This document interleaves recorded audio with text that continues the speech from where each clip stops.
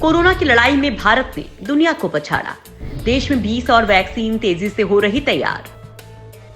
भारत में कोरोना के अचानक बढ़े ग्राफ ने एक बार फिर से करवट ले ली है। अब उसमें गिरावट देखी गई है। फरवरी माह में चौथी बार नए मामलों की संख्या 10,000 से कम देखी गई है। पिछले 24 घंटों में 9,000 केस सामने आए हैं। तो वहीं दुनिया में भारत कोरोना के खिलाफ लड़ाई लड़ने में सबसे आगे नजर आ रहा है। पहले भारत ने दुनिया के 150 से ज्यादा देशों को हाइड्रोक्सीक्लोरोक्विन दी। तो अब कोरोना वैक्सीन के उत्पादन और दुनिया भर के हर देश तक पहुंचाने की क्षमता के चलते भारत वैक्सीन महाशक्ति के रूप में सामने आया है। देश में 85 लाख लोगों को वैक्सीन लगाई जा चुकी है, तो 20 नई वैक्सीन पर तेजी से काम चल रहा है।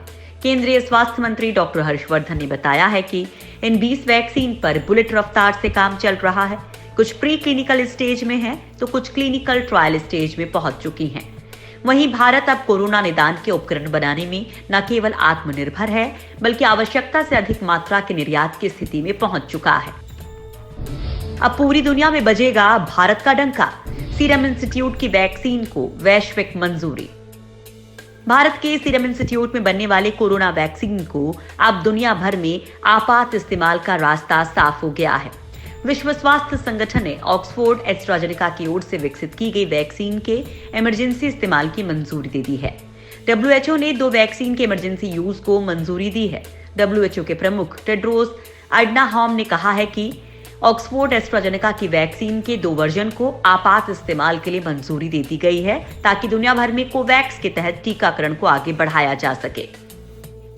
ऑक्सफोर्ड एस्ट्राजेनेका की वैक्सीन को भारत की सीरम इंस्टीट्यूट बनाती है। इसके अलावा दक्षिण कोरिया की SK बायो कंपनी भी इस वैक्सीन को बनाती है। WHO ने दोनों ही कंपनियों द्वारा बनाई गई कोरोना वैक्सीन को मंजूरी दी है। संगठन ने वैक्सीन के उत्पादन में तेजी लाए जाने की बात भी कही है। वैक्सीन को मंजूरी देने से ठीक एक दिन पहले UN की स्वास्थ्य एजेंसी के एक पैनल ने वैक्सीन को लेकर अंतरिम सिफारिश दी थी। इसमें कहा गया था कि सभी वयस्कों को 8 से 12 हफ्तों के अंतराल पर वैक्सीन के 2 डोज दिए जाने चाहिए। ऑक्सफोर्ड एस्ट्राजेनेका की कोरोना वैक्सीन फाइजर जैसी अन्य वैक्सीन के मुकाबले में सस्ता और इस्तेमाल में आसान है। फाइजर को WHO ने बीते साल दिसंबर में आपात इस्तेमाल के लिए मंजूरी दी थी।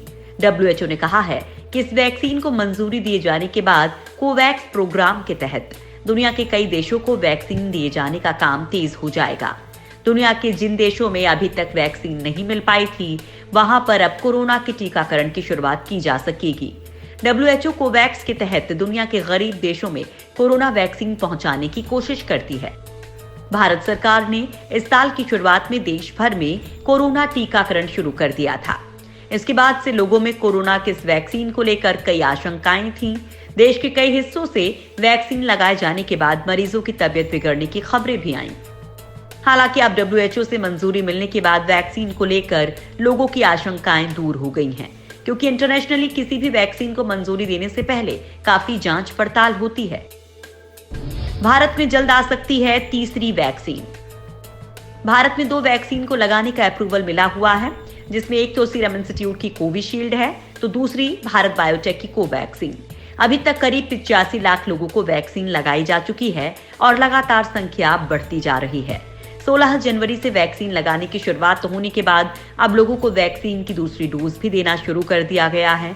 इसी बीच खबर आ रही है कि भारत में जल्द ही तीसरी वैक्सीन को भी अप्रूवल मिल सकता है। ये वैक्सीन है रूस की स्पुतनिक वी, जिससे अगले कुछ हफ्तों में भारत में भी अप्रूवल मिल सकता है। अभी तक भारत के अलावा 26 देशों ने इस वैक्सीन को अप्रूवल दिया है। ऐसे में रूस की वैक्सीन दुनिया की उन टॉप 3 वैक्सीन में शामिल हो गई है, जिन्हें दुनिया भर में सबसे ज्यादा अप्रूवल मिले हैं। वैसे स्पुतनिक वी दुनिया की पहली ऐसी वैक्सीन है जिसे अप्रूवल मिला था। इसकी ह्यूमन एडेनोवायरल वेक्टर आधारित प्लेटफॉर्म पर अच्छे से जांच की गई है। इस वैक्सीन के पोस्ट रजिस्ट्रेशन क्लिनिकल ट्रायल में रूस में 31,000 वॉलंटियर्स शामिल थे। इस वैक्सीन को लेकर फेज 3 के 3 clinical trial UAE, Bharat, Venezuela और बेलारूस में आयोजित किए गए हैं। साथ ही 90% से ज्यादा प्रभावी माना गया है। अंतर्राष्ट्रीय बाजारों के लिए वैक्सीन की एक खुराक की कीमत $10 से कम है। वैक्सीन को 2 डिग्री से 8 डिग्री सेल्सियस के तापमान पर संग्रहित किया जा सकता है, यानी इसे रखने के लिए तापमान की मुश्किल नहीं आती है। भारत इस वैक्सीन की 30 करोड़ डोज तैयार करेगा। रूस ने भारत की डॉक्टर रेड्डीज लैब के साथ करार किया है।